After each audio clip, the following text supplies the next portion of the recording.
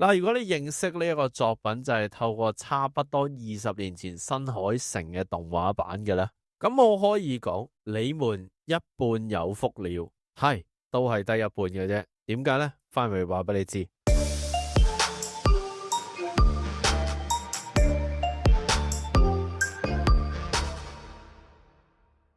大家好，我係01，呢個係一個專門評論歌影視嘅頻道。我哋頻道裏會定期推出推介劇集啦，或者電影嘅影片噶。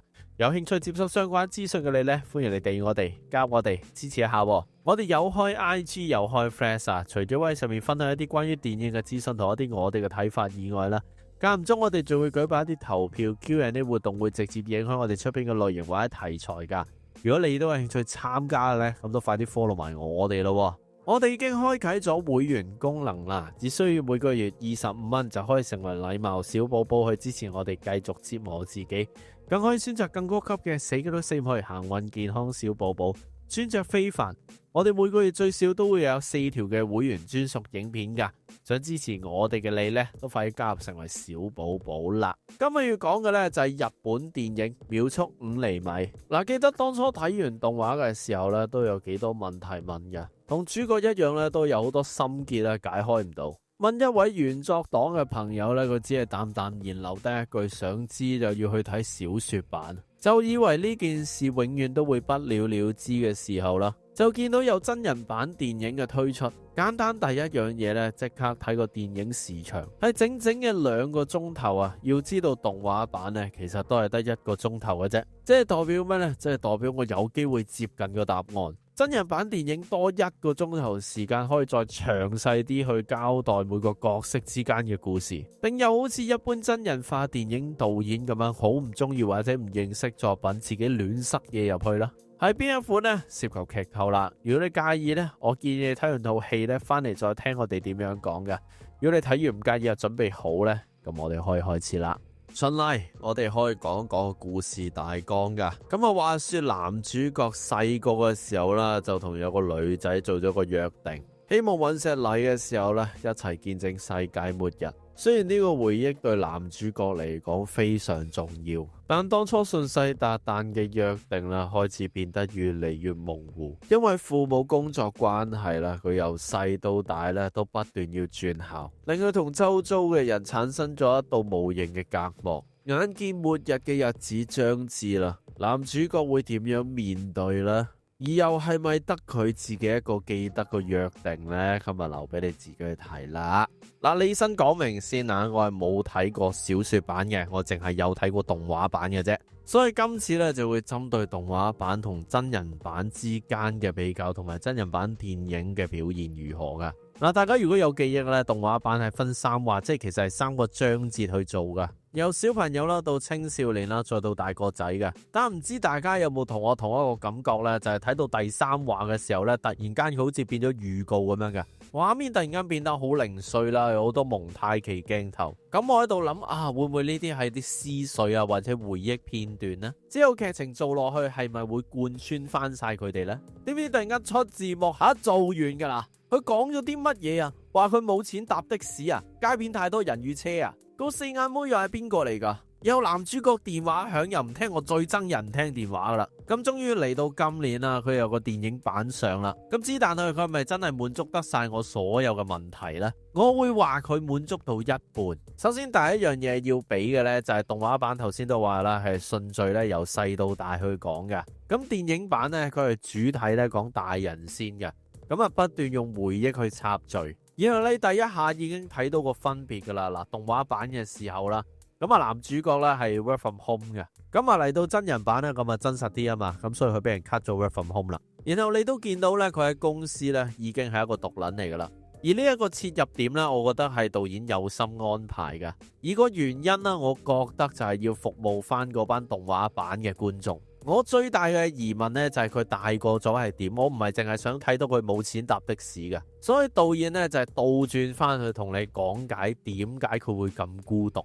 而呢一個呢，亦都係一份蓄意嘅孤獨嚟噶。而導演想講嘅原因呢，就有意埋藏咗佢童年嘅時候。嗱，如果同動畫版去比嘅話呢，佢細個啦，同埋高中嗰段情節呢，基本上做翻晒嘅。甚至仲有加料添。但加咗咩呢？一陣先講。而收埋嘅嗰段關鍵情節呢，就係細個最高潮嗰段啦，唔知搭新幹線冇雷公咁遠柴灣去到天水圍咁滯嘅，之後喺樹下面佢哋錫啦，之後到第二朝依依不捨走嘅時候呢，咁啊女主角呢，又同男主角做一個少少嘅打戲嘅，但喺電影版就講述男主角忘記咗女主角同佢打咗乜嘢戲。咁動畫版嘅時候咧都有睇到男主角劈炮唔撈嘅，咁但之後點咧就冇人知嘅。咁啊電影版咧亦都有補完呢一件事。咁真人版就梗係真實啲噶啦，咁所以識人好過識字嘅，佢下份工咧都係熟人介紹，就去咗間太空館嗰度做 programmer 嘅。咁點解特登會去到太空館啊？咁啊同佢細個嘅時候願望好有淵源嘅。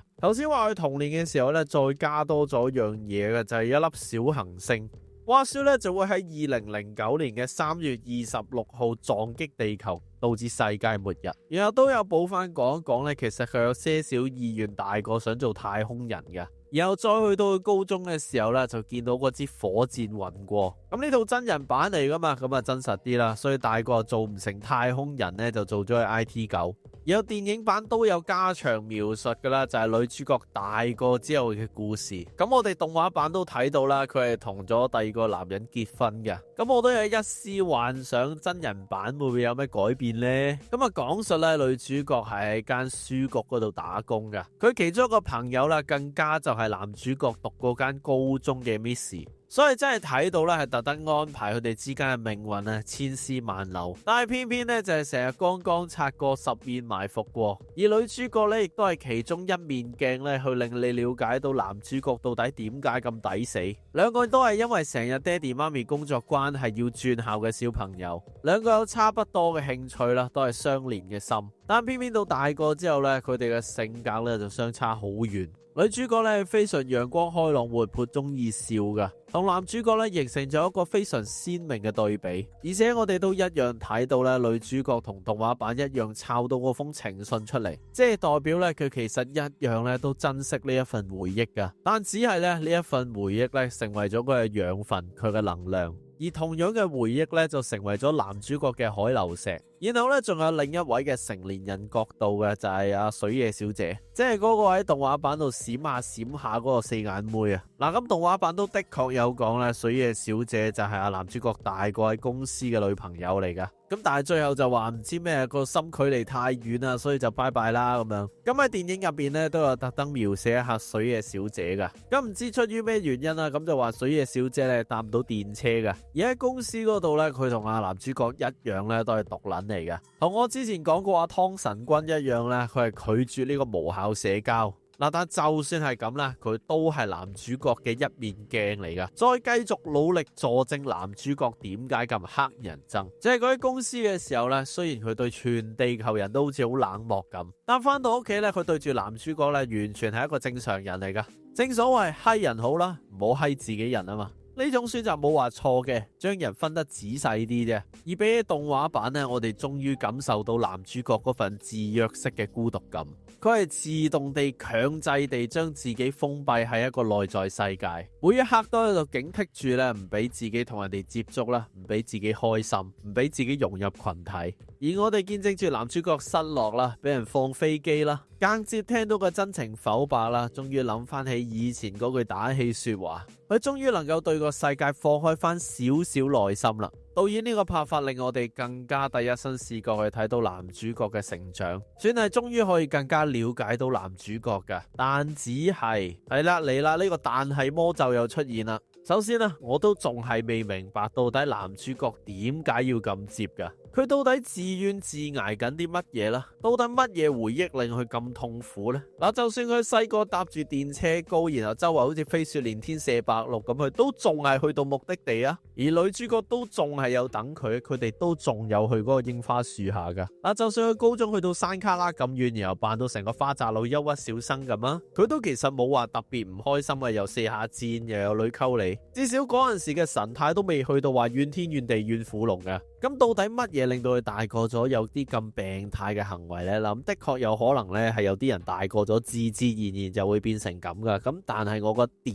影嚟噶嘛，電影要俾個理由我咯。咁其次啦，咁始終呢一套呢係一個2000年嘅作品嚟嘅，放眼嚟到今時今日睇呢，難免係會有啲老土嘅感覺㗎。簡單嚟講呢，就係佢哋太多巧合啊、巧遇啊錯過啦。兩個喺條街度咧行下都會撞到嘅但係突然間呢，有架車經過呢，令佢哋睇唔到對方。有講女主角呢，陰差陽錯呢，又要送本書過去太空館。咁啱呢，嗰日呢，男主角呢就係做緊呢個講解嘅。咁你頭先會問喂，你唔係話佢去做 programmer 嘅咩？講乜鬼嘢解啊？咁呢度真人版嚟噶嘛？咁真實啲咯。咁老闆叫你做啦，咁你係咪會唔做啊？唔使話俾我知嘅。聽日翻工你話俾你老闆知就得噶啦。有咁啱得咁巧館長成場都係人都唔撩呢，係要撩女主角傾偈嘅。有女主角又咁啱得咁巧呢，又要特登提起呢個約定呢。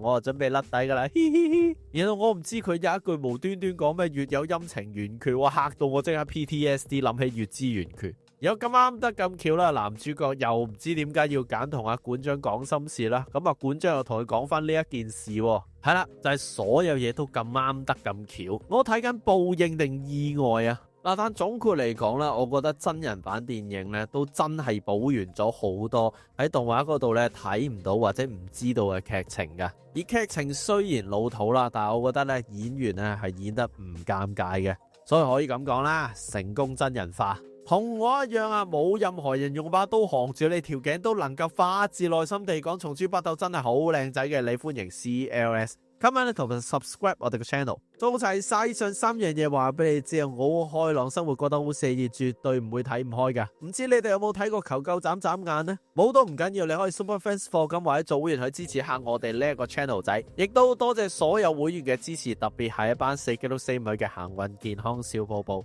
你哋嘅支持咧係我哋做片落去嘅動力嚟噶。我係01，希望下次可以再見到你，拜拜。